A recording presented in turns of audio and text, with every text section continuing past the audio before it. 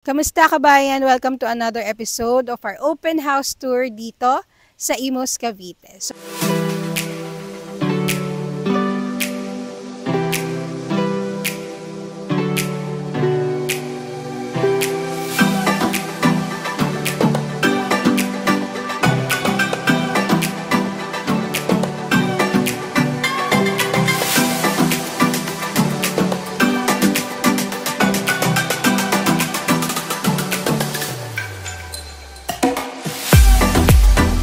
Papakita ko muna sa inyo ang ating environment na kinatatayuan ng ating property.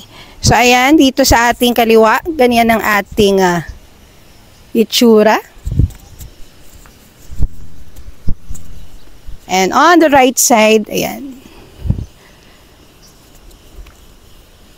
So aside sa property na ating ipapakita ngayon, meron pa tayong mga available units dito sa Grand Park Place, Imus, Cavite. But before that, ito muna ang ating i-feature. Before we start our open house tour for today, don't forget to like and subscribe to our YouTube channel para lagi kayong updated sa upcoming pa nating house tour videos. Again, this is Tina of Exosia Properties.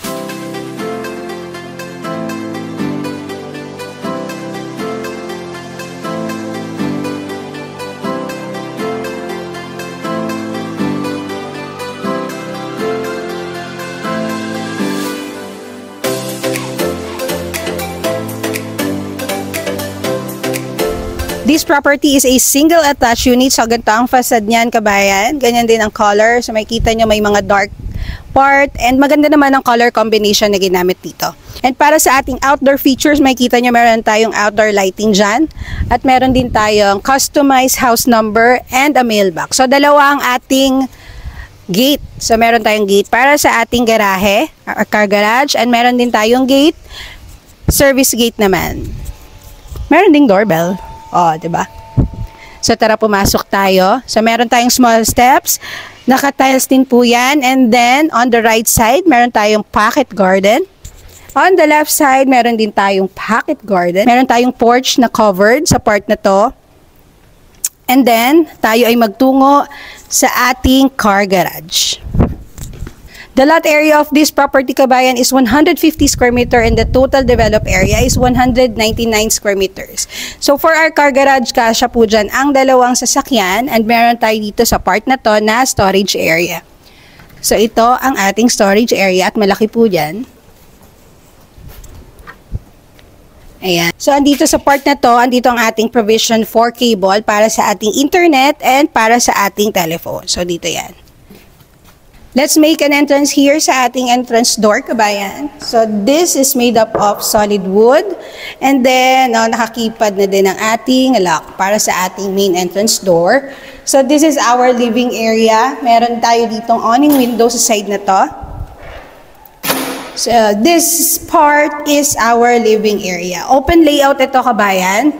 And then, so meron tayo ditong cladding sa side, magkabilang side. And then, ganito ang ating accent wall. So, may pa-design tayo na ganyan. And this part, kung saan ako nakatayo, pwede nyo ditong ilagay ang inyong dining area. May access papunta sa ating lanay. So, before tayo pumunta sa lanay, unahin na muna natin itong part na to. This is our powder room. So, sa ating powder room, from floor to ceiling ang tiles, mirror copper free. And then, all the fixtures na makikita nyo dito included yan upon turnover. So, may shelves na din. And then, meron tayo ditong awning window as well.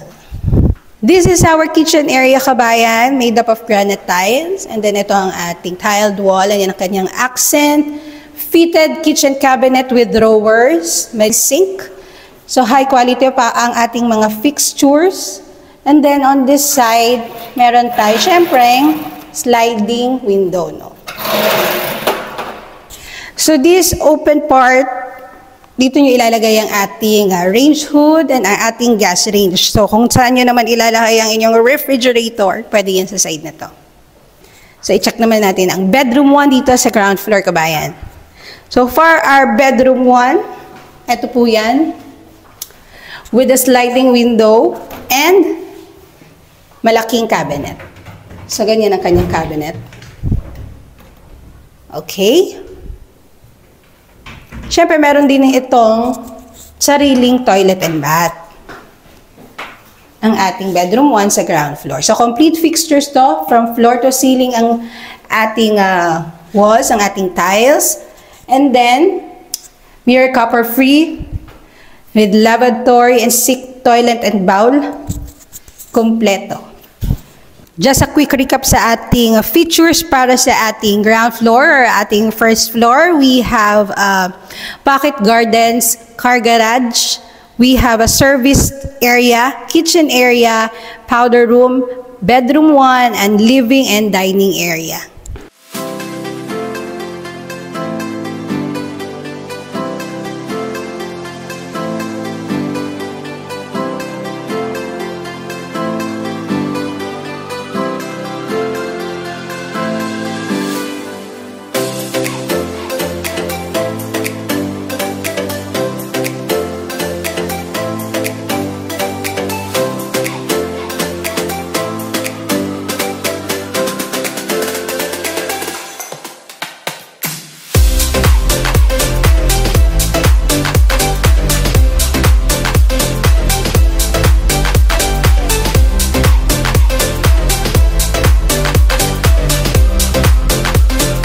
So tara at akyatin na natin ang ating second floor. So meron itong awning window sa side na to, no? Pag-akyat. Okay, so gawa po sa solid wood ang ating stairways. And then meron tayong malaking window sa side na to. Fixed po yan. And then ito, sliding siya. So ayan, para meron tayong natural lighting na pumapasok sa ating tahanan, syempre. So, para naman sa ating second floor, we have 3 bedrooms. So, unahin na natin ang ating master's bedroom. For our master's bedroom, kabayan, meron tayo ditong 3 doors cabinet. So, ayan.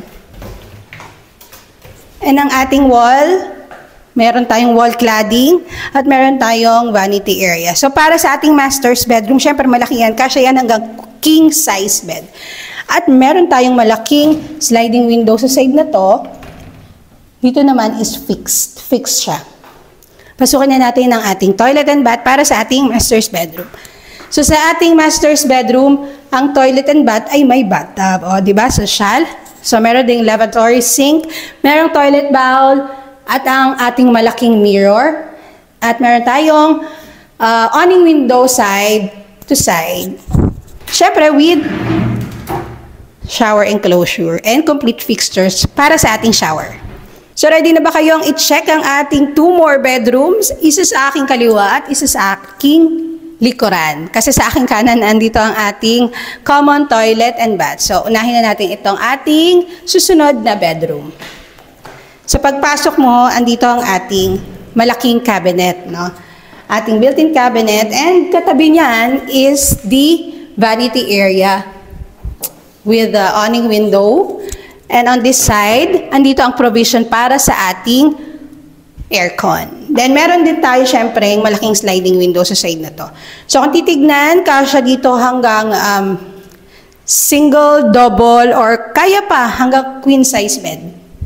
Before natin i-check ang ating last bedroom, dito naman tayo muna sa ating powder room. Para naman sa powder room, complete fixtures katulad ng ating mga previous, no, na toilet and bath na pinakita. Complete fixtures po yan with shower enclosure from floor to ceiling ang tiles. With toilet and bath, toilet and bowl, Meron din tayo syempre mirror copper free and lavatory. Our last bedroom dito sa ating second floor, ito po yan. So, pagpasok mo, makikita mo naman dito ang ating sliding window. Malaki ang ating sliding window. And, so meron tayong provision for aircon as well. And then, awning window, katabi ang vanity area, katabi naman ang ating built-in closet. So, para naman sa sukat ng ating bed, kasya dito actually hanggang queen kung sagad. But advice ko, syempre, kailangan po ng space. So, hanggang double size bed lang tayo. From our kitchen area, may mapapansin kayong pintuan sa aking likuran because that is the access door papunta sa ating service area. So, this is our service area, kabayan. So, our property, gate and meron na ding fence, ano. So dito sa part na to, nandito ang ating service counter. Then konting lakad mo, nandito na tayo sa ating lanay. So kung makikita nyo kanina nung pinakita ko yung living area at saka dining area, meron yang sliding door doon. So dito papunta yan para sa ating lanay. And then papunta naman sa part na yon. Ayan, lakad. Meron tayong free water tank. Maganda ang tubig dito, kabayan. Sadya lang talagang napaka-generous ng ating developer. So, meron tayong free water tank. And this is the setback para sa ating side. So, estimated yan 2 meters wide. So, may access din ito papunta sa ating car garage.